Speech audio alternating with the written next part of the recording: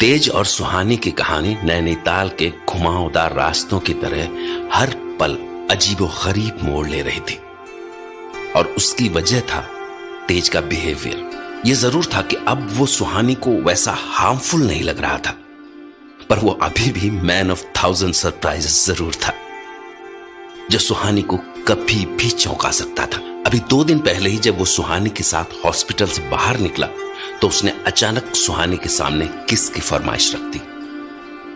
खैर, तब तो सुहानी ने उसे किसी तरह यह कहकर टाल दिया कि अपनी गर्लफ्रेंड को पहली बार किस करने का सही वक्त वो होता है जब आपको उसे किस करने के लिए पूछने की जरूरत न महसूस हो। तो सुहानी के इस लॉजिक ने तेज के दिल में उमड़ती भावनाओं के ज्वार को थाम तो लिया, मगर सिर्फ 2 दिन के लिए, क्योंकि 2 ही दिन बाद तेज ने उसे किस करने की जगह उसे जोर की बाइट दे दी उसके इकलौते डिंपल वाले गाल पर। अब सुहानी ये नहीं समझ सकी कि उससे इस पर रिएक्ट किस तरह करना चाहिए, पर हां, इसके बाद सुहानी ने तेज से रिक्वेस्ट की कि तेज ने तरुण को उसका मुंह खोलने के लिए जो भारी कीमत अदा की है उससे वो यानी सुहानी तेज को 20 सालों के इजी इंस्टॉलमेंट्स में चुकाएगी। और जब तेज उसकी इस रिक्वेस्ट को बिना किसी नानुकुर के मान गया तो सुहानी उसे ट्रीट देने के लिए रेस्टोरेंट ले गई।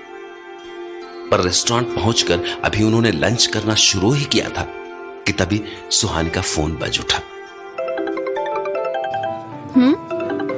अब किसका फोन आ गया? हेलो? व्हाट? मैं अभी आई। Sorry mister Tej, it's urgent, I have to leave. No. What? Leave my hand mister Tej, hospital से अर्जेंट कॉल था। नेहा के फादर आए हैं हॉस्पिटल में। I said no. जब तक लंच खत्म नहीं होता you will not leave.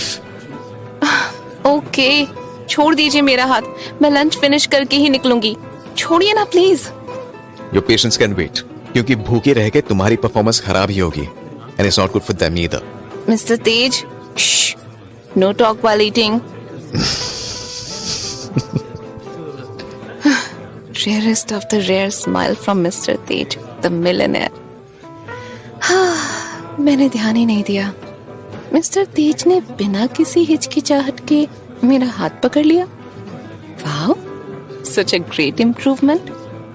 But यार, वो गाल बाइट करने वाली हरकत थोड़ी अजीब सी थी। ऐसा करता है कोई? फिर भी ये मिस्टर तेज वाला केस तो काफी कुछ रास्ते पर आ गया है।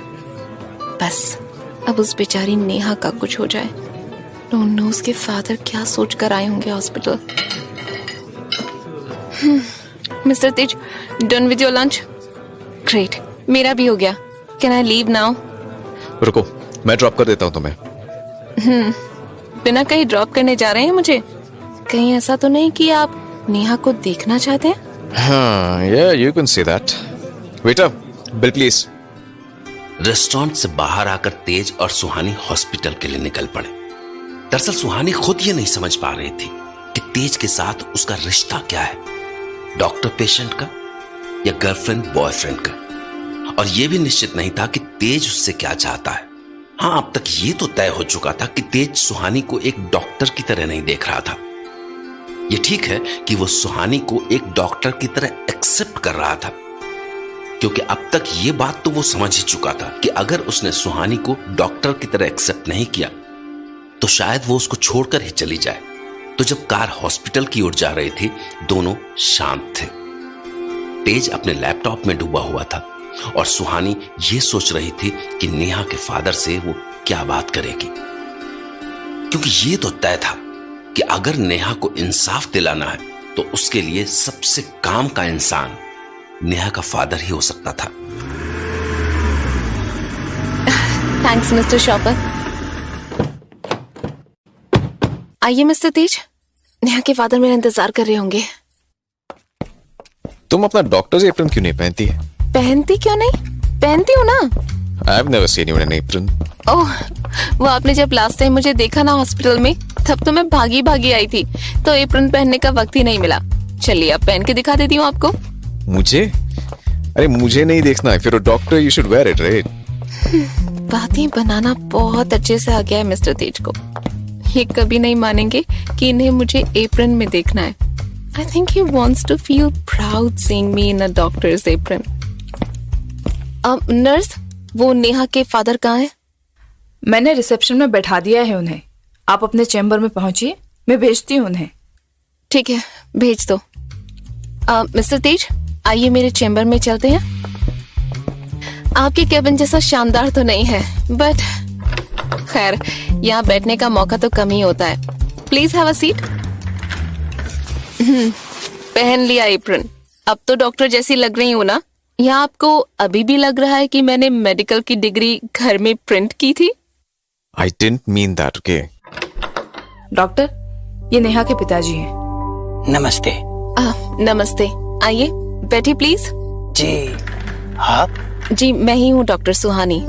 आप आराम से बैठ जाइए।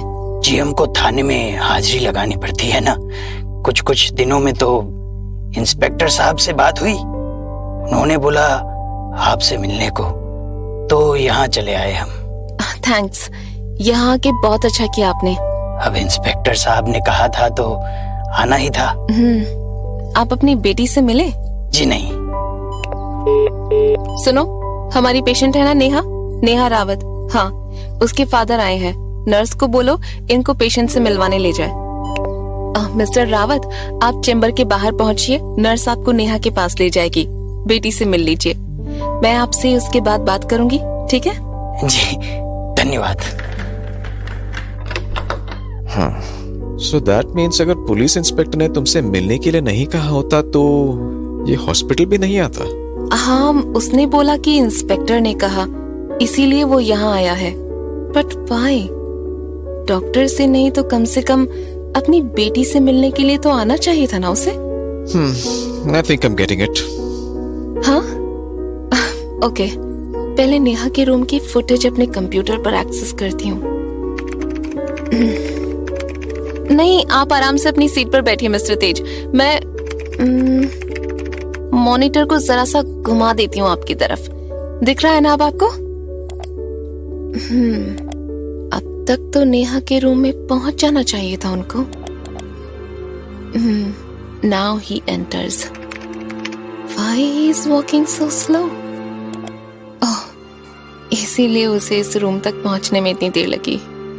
I knew he wasn't even interested to meet his daughter. वो सोई हुई नेहा के पास जा रहा है।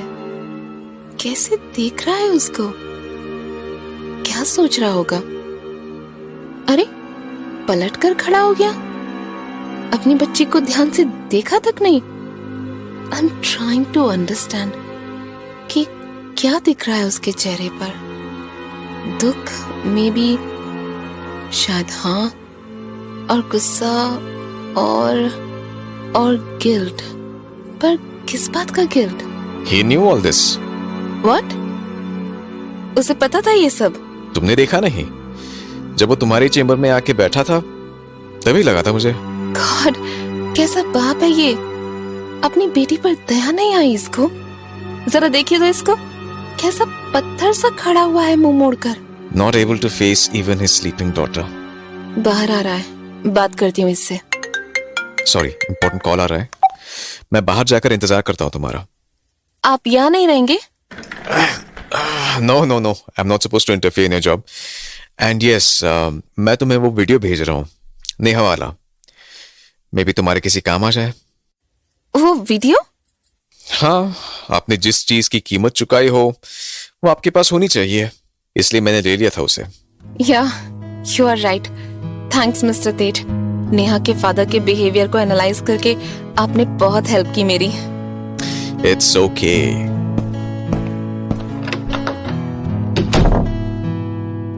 सीसीटीवी एक्सेस बंद कर देती हूँ। मिस्टर तेज ने उसको मुझसे बेटर एनालिसिस किया, but how come? May be क्योंकि उनके अंदर इमोशंस नहीं हैं। शायद इसीलिए वो किसी इंसान को बुक की तरह पढ़ सकते हैं। सामने वाले के वर्ड्स या सेंटिमेंट्स पर नहीं जाते। वो किसी चीज को किसी कंप्यूटर प्रोग्राम की तरह एनालाइज कर लेते हैं। यस, बड़ी जल्दी मिल लिया आप बेटी से। आइए बैठिए। सो रही थी वो, तो लगा कहीं उसकी नींद ना टूट जाए। आप ठीक तो हैं? उंगलियां कांप रही हैं आपकी। ठीक है हम। लीजिए पानी लीजिए। जी जी धन्यवाद। नेहा दिन में सोती है, तो अगर आप शाम तक रुकते तो उससे आप बात कर पाते। जी मतलब क्या वो हमको पहचान लेगी? लगता है आप जानते हैं कि नेहा किसी को नहीं पहचानती। ठीक कह रही हूँ ना मैं? आप काफी वक्त से अपनी बेटी से नहीं मिले, मतलब वो काफी वक्त से किसी को नहीं पहचानती। आप बता सकते हैं कि ऐसा कब से हो रहा है? जी लगभग साल भर से, पर तब ऐसा होता था जब उसको दौरे पड़ते थे। बाकी टाइम पहचानती थी वो सबको। अच्छा, इसके अलावा और क्या क्या करती थी वो दौरा पड़ने पर? चीखती चिल्लाती थी, हाथ पैर चलाती थी। तो ये सबसे ज्यादा सीरियस कब से हो गया? यही कोई 6 महीने पहले, जब हम उससे मिलने आए थे। हमें लगा कि इसकी ये सब हरकत बंद होनी चाहिए और उसको स्कूल जाना शुरू करना चाहिए। तो आपने उसे जबरदस्ती स्कूल भेजा? हमको किसी को भी नहीं पता था कि उसकी हालत इतनी खराब हो जाएगी। हम तो बस सिगरेट यहाँ तो मना होगी। वैसे यहाँ अलाउड तो नहीं है, पर आप स्मोक कर सकते हैं।